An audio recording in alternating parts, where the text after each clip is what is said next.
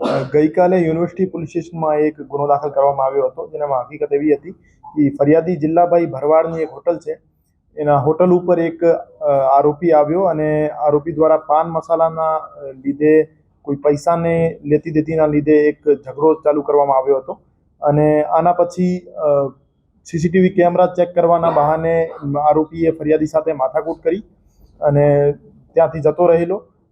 રાત્રે 1:15 વાગ્યાની આજુબાજુ આરોપી દ્વારા એમના 3 બીજા મિત્રો સાથે મળીને એક બોટલમાં જ્વલનશીલ પ્રવાહી લઈને ફરિયાદીની હોટલને સળગાવવાનો પ્રયત્ન કરેલ. હાલાકી આમાં કોઈને ઈજા અથવા કોઈ પણ પ્રકારનું નુકસાન ન થયેલ.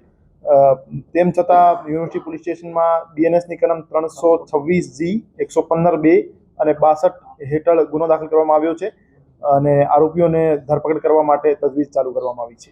આ 2 આરોપીઓ નામજોગ છે અને 2 આરોપી એમના મિત્રો અજાણ્યા માણસો છે.